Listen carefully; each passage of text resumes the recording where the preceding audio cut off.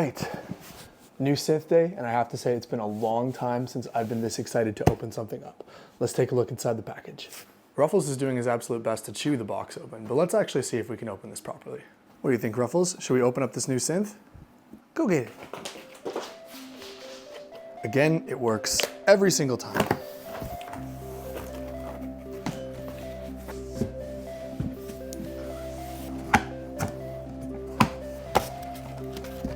Dude, get down from there. You're gonna get yourself in trouble.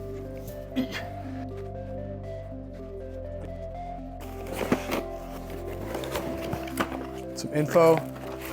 Oh, that is beautiful. A full-on printed manual on good quality paper. And there it is, ladies and gentlemen, the UDO Super Gemini. I have to say, this is probably the most beautiful synth I've ever had in my studio, but that's not what's important. Let's go plug it in and hear how it sounds.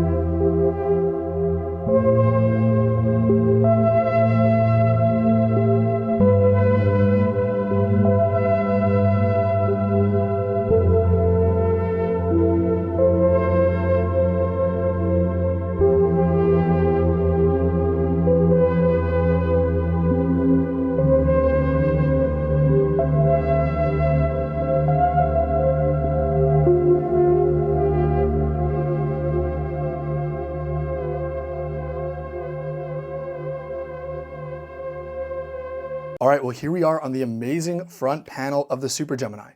Now, this video is gonna be my kind of unscripted first impression, so I definitely will be missing stuff, making mistakes. If you wanna stay tuned to my channel, in a few weeks and a few months, I will be doing a full deep dive review as well as a custom patch set once I've properly learned the synth. But for right now, all I've done is a quick sound check, read through the first couple pages of the manual, send it through a bit of compression to even it out, and let's go ahead and explore this amazing synthesizer. So right off the bat, we'll initialize a preset, pardon me. So we've got our manual upper in it.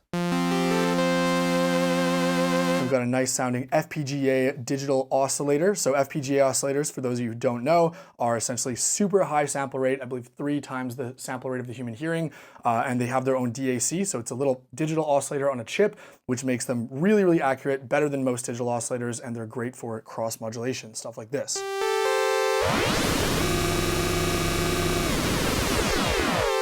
That is awesome. And I have a feeling that the Super Gemini, I'll probably be using it for a lot of really interesting cross mod, ring mod sounds. So let's hopefully dive in. But to start off, I guess let's play with some waveforms. Let's check out what they can do. So I'm in binaural mode right now. So if I take that off, we have 20 voices. If I press this binaural, we now split the signal path left and right. So sounds kind of weird and phasey right now, but let's go ahead and add some drift.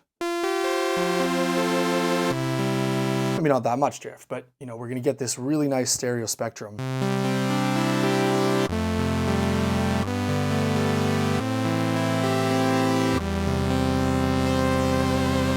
Very cool. We have that poly aftertouch sound. Let's do something with that, you know, bump it down an octave.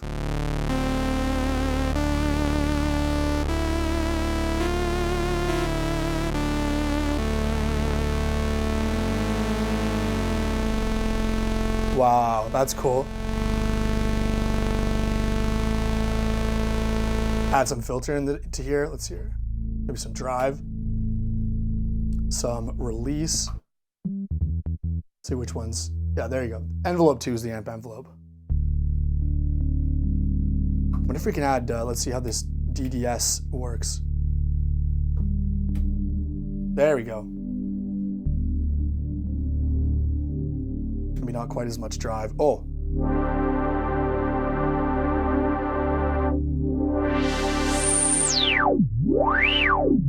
Nice sounding filter. Oh, great. We have a high pass filter. I actually didn't know that. That's super useful. So I'm just getting distracted because of how fun this thing is. That is amazing. I'm gonna definitely suck at this for today, but I will learn how to use this, and it's gonna be super creative. Just wait. So one of the things that really interested me about the Super Gemini and why I decided to get this over the Super 8 or Super 6 is because recently I borrowed my friend Jay Hosking's Deckard's Dream and learned all about the CS80 and the dual layer architecture. So after doing a lot of research, and it really seems like UDO take a lot of inspiration from classic Roland, a lot of other cool synths, but this synth really gives me kind of the vibe of almost like a modern, advanced, super deep CS80 because it has two identical layers that have hands-on control for anything. We're only using one layer right now. We'll bring in another one later, and then paired with the ribbon controller from the CS80, as well as polyphonic aftertouch,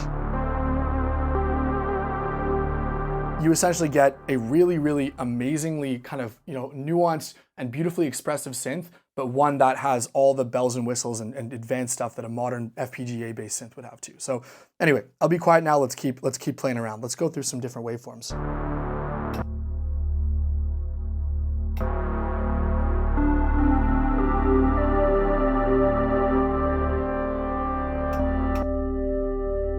How do we detune these things? We have octaves. Very good. Let's send to the delay here. Add some chorus.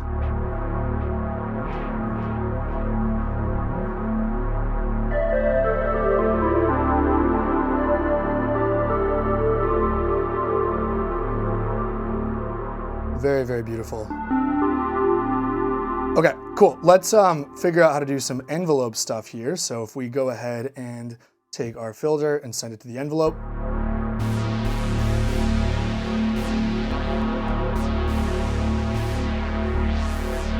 There we go.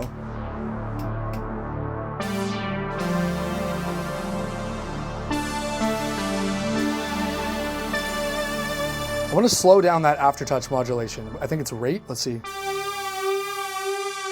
Very cool. So we take it off binaural.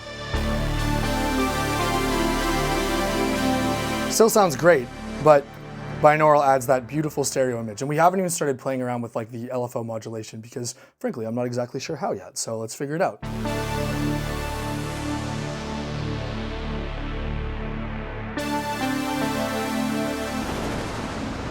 Hey, that did something. There we go. So I'm pretty sure I'm spreading the phase of the LFO. I'm doing some wobbly vibrato. Let's do the same thing to the filter. Yeah, there we go. That's the binaural sound we want. So now if I take it off. Oh, it still sounds really good. Maybe, I guess you can, that's really cool. You can spread the phase of the LFO.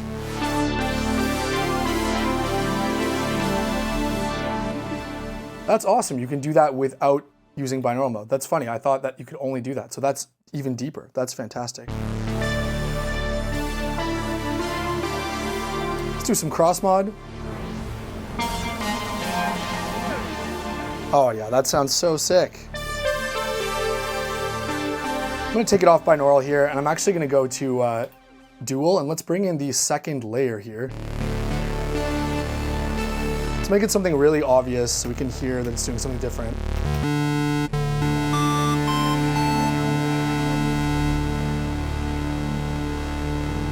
And this is why I have compression, because right now I don't even know how to mix between the two layer volumes because I just opened this thing, but that immediately made it about 10 times louder. So thank you, compressor, for saving my ears.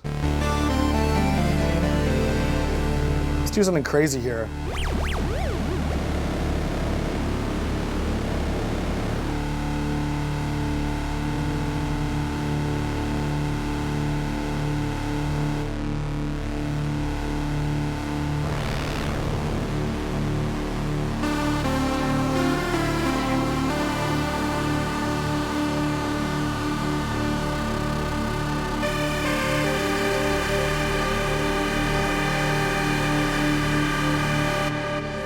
Sounds so sick.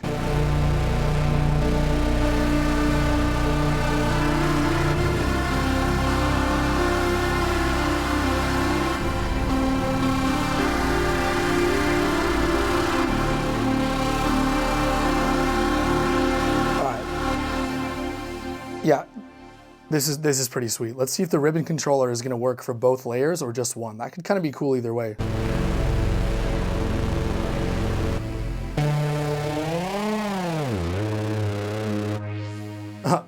It's wild just what's going on here. What if I left-right spread this really, really insane fast audio rate modulation?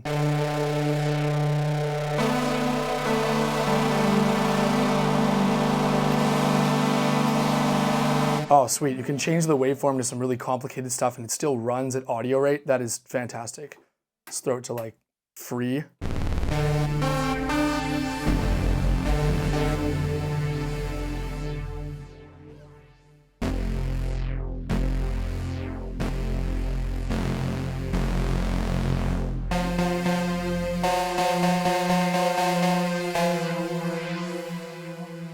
We're going somewhere with this, I promise. It sounds bad now, but I want to make like an FME bell over top.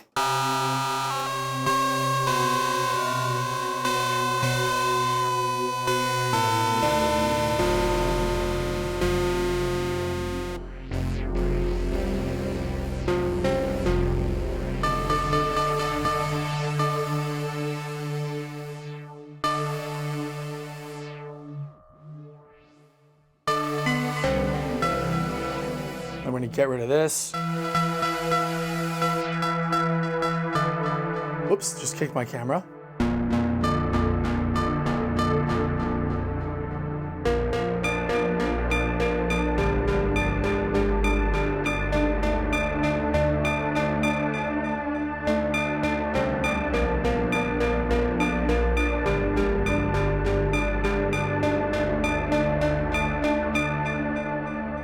Amazing. I think that I can already see a huge amount of potential in this synth.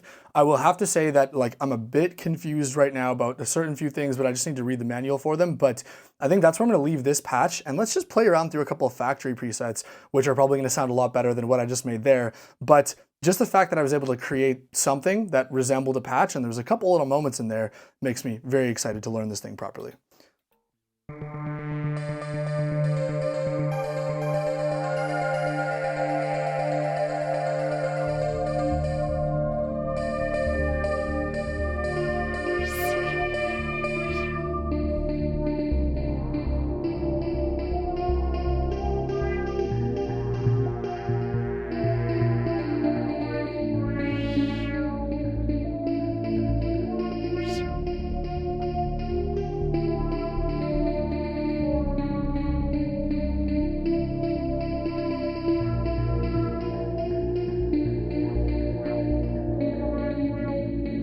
Nice, very, very chill. I'm noticing this synth really does excel a lot at these really beautiful, like expressive, soft sounds.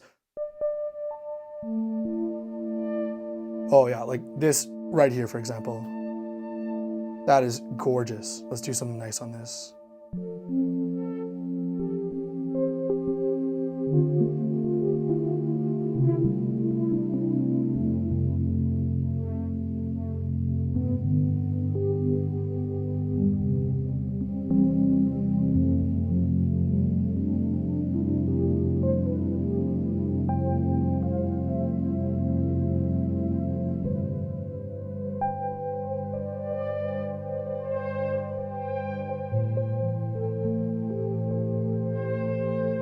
I think I'm probably just gonna spend the rest of the video on this sound.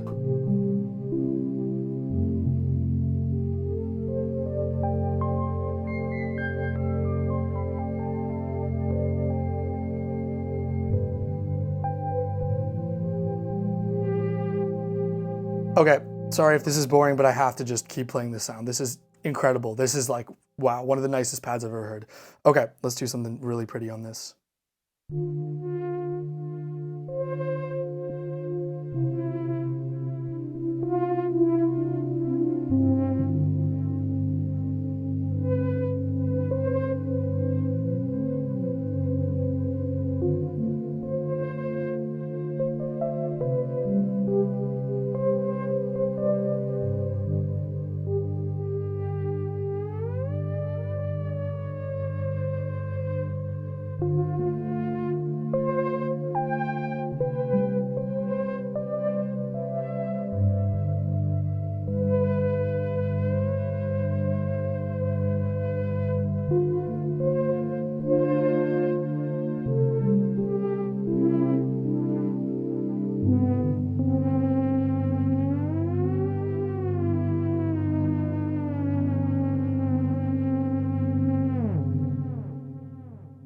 I'm in love. That's beautiful. That is absolutely gorgeous. Let's jump to my thoughts. All right, so I'll keep it short and sweet. What are my first impressions of the UDO Super Gemini? Well, like I said at the beginning of the video, just right off the bat, visually and build quality wise, this is the most striking synth I've ever used in my studio. It absolutely makes a statement. It's all metal. Every single knob feels completely rock solid. And I think I wasn't expecting, obviously I was expecting it to be good, but I wasn't expecting it to be this well built and this much thought having gone into the design. I truly feel like this is one of those synths where, you know, maybe I'll regret saying this, but I don't really need a screen, and I'm really happy it doesn't have a screen because it reminds me a lot of the first time I used the OB6 and how that immediately just clicked with me, and that you go into almost like a flow state where you're not thinking about what parameter should this be, what value should this be. You're thinking only about, I'm gonna move this knob, what's the reaction, do I like it, do I not, okay, and then I'm gonna move this knob. It's really lovely to play, and I cannot wait to get into it. Secondly, the poly aftertouch keyboard feels incredible, and I'm like, how did I live this long without having a poly aftertouch keyboard? Funny enough, I've loved MPE, I had an Osmos, I still have a C-board, but I've never actually owned a poly aftertouch keyboard, which goes to show just how rare they were for quite a while. But yeah, now that I have this, I definitely want to find a way to make it my master keyboard controller. Unfortunately, it doesn't fit on my keyboard tray. It really is massive, just keep that in mind. It's like the same size as the OBX8, bigger than the third wave. But yeah, those are my first impressions of the actual instrument itself. The sound quality wise, I think it has a really nice kind of like clean, modern, yet still characterful sound. I think that one thing I'm gonna personally really try to dive into is how to make the sound a little bit more gritty and biting, and I think it's probably gonna be in there with cross mod, drift, kind of like detune, all that kind of thing.